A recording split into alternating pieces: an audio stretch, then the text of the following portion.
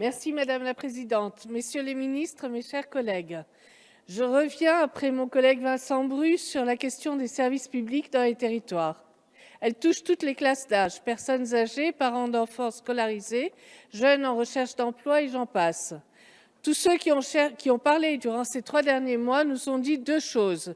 D'une part, leur attachement profond au service public, d'autre part, leur crainte et leur souffrance face à la désertification. Évidemment, on ne peut nier une disparité des attentes. Certains accordent une priorité à un service public plus efficace, d'autres à son coût. Globalement, les Français attendent un service public accessible, de proximité et personnalisé, des services publics plus réactifs, prenant davantage en compte la vie des usagers. Nous le savons, l'ouverture des services publics suit le développement de la dématérialisation des démarches. 67% des Français font leurs démarches sur Internet. Et nous devons tout d'abord tenir l'engagement de la fin des zones blanches sur tout le territoire. C'est une urgence. Cependant, nous devons aussi remédier à la fracture numérique et éviter la frustration et l'humiliation à ceux d'entre nous qui ne peuvent pas ou ne savent pas utiliser Internet. Leur imposer un long trajet, parfois de plus d'1 heure, pour atteindre des services publics n'est pas acceptable au nom même de cette égalité devant le service public.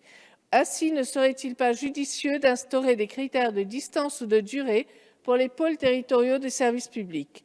Plus précisément, ces critères pourraient être pris en compte pour la constitution d'une porte d'entrée non matérialisée dans les mairies. De fait, l'ensemble des services publics, même dématérialisés, serait ainsi à une distance raisonnable des bassins de vie du territoire. L'attente des Français, c'est aussi que soit garantie une présence humaine au sein des services publics. Le service public français est avant tout constitué d'hommes et de femmes qui le font vivre, l'habitant d'un esprit formidable. Comment pourrions-nous ne pas souscrire à cette vision? Nous démontrons ici et là que nous avons les moyens de mutualiser les dispositifs pour que l'usager trouve les réponses qu'il attend, y compris dans les zones rurales éloignées.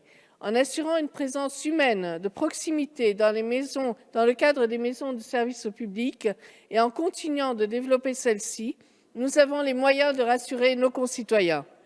La modernisation des services publics ne peut se faire au détriment des usagers, sinon c'est oublier l'objectif premier du service public qui est de servir tous les citoyens de manière égale sur tout le territoire.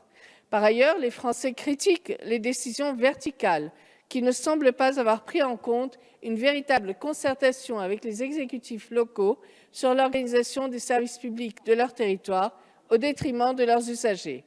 Il n'est pas question ici de nier les impératifs économiques et structurels qui ont conduit à la fermeture de services publics dans certaines localités. Les services publics n'ont jamais eu à être figés dans leur organisation au titre même de leur nécessaire et si indispensable adaptabilité. Mais, au nom de la différenciation territoriale qui nous est chère, il nous incombe de repenser l'organisation des services publics et surtout la méthode à adopter pour mieux les organiser. De ce fait, un conseil de coordination territoriale à l'échelon départemental, composé des députés et des élus des différentes collectivités, de représentants syndicaux et associatifs, mais aussi de citoyens du département tirés au sort, aurait pour intérêt de remettre l'usager au cœur des politiques publiques. Ce conseil, présidé par le préfet de département, adossé au schéma départemental d'amélioration de l'accessibilité des services au public, pourrait faire des propositions en amont des décisions et analyser l'impact de toutes les modifications envisagées quant au maintien ou à la suppression des services publics, y compris ceux qui touchent à la santé. Enfin, il nous faut entendre la volonté des Français à participer davantage à la gestion collective. Certaines collectivités expérimentent les budgets participatifs. Pourquoi ne pas étendre ce dispositif à toutes les collectivités, notamment rurales, en y consacrant une part de la dotation d'équipement des territoires ruraux?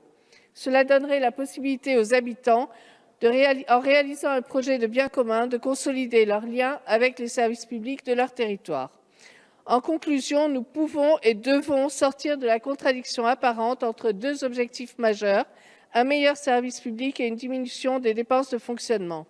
Comme l'ont dit mes collègues du groupe MODEM lors des précédents débats, la différenciation territoriale oblige à la souplesse et à l'intelligence collective.